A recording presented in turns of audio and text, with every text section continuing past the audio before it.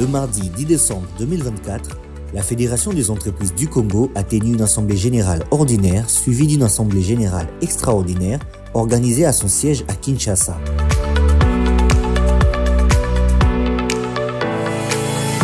Ces assises ont été dirigées par le président national de la FEC, M. Robert Malumba, qui, dans son allocution, a notamment remercié les membres venus de toutes les provinces de la RDC pour leur implication dans le bon fonctionnement de la première organisation patronale du pays. C'est avec un profond sens de responsabilité et une grande humilité que je m'adresse à vous aujourd'hui, à ma qualité de président de l'Assemblée générale de notre fédération. Avant tout, je tiens à renouveler ma gratitude pour la confiance que vous m'avez accordée en me disant à ce poste le 28 novembre 2023.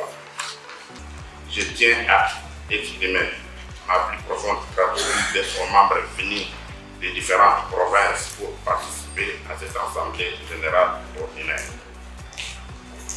Votre présence ici incarne non seulement votre attachement indéfectible à notre organisation, mais également votre ferme détermination à contribuer activement à ces objectifs, malgré de nombreux défis auxquels nous faisons face. Votre engagement mérite toute mon admiration et mon respect.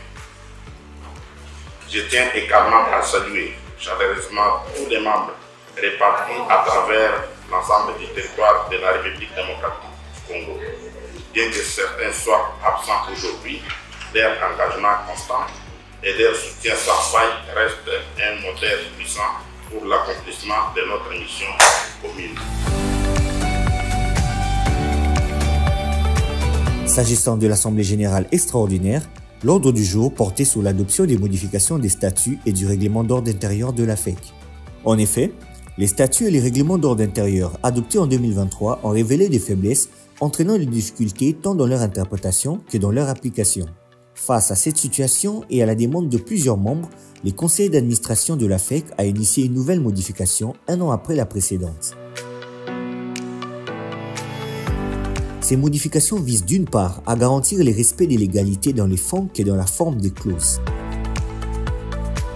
Elles ont pour objectif de rendre le fonctionnement de la FEC plus opérationnel, tout en répondant aux standards modernes d'un syndicat patronal et d'une chambre de commerce, d'industrie, de métiers, de mines, d'agriculture et d'autres secteurs de l'économie nationale congolaise.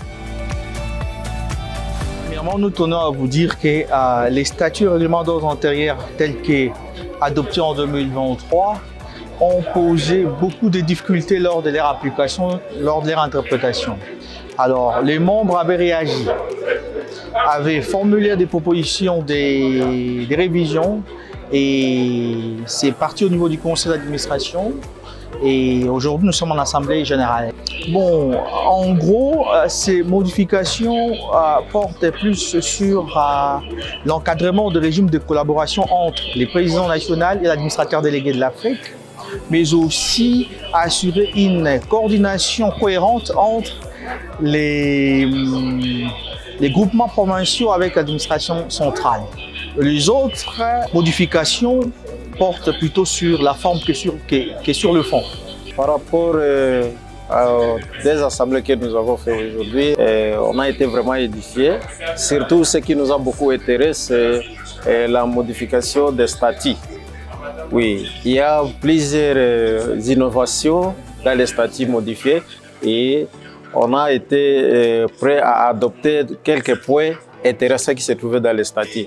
Parmi les défis qui nous attendent, c'est de pouvoir optimiser la qualité des services que nous rendons aux membres, mais aussi défendre l'intérêt de nos membres au regard des dispositifs juridiques mis en place par le gouvernement congolais en matière économique face aux tracasseries administratives et face à certaines réalités de la pratique judiciaire avec des décisions judiciaires, des fois qui, au fond, ne respectent pas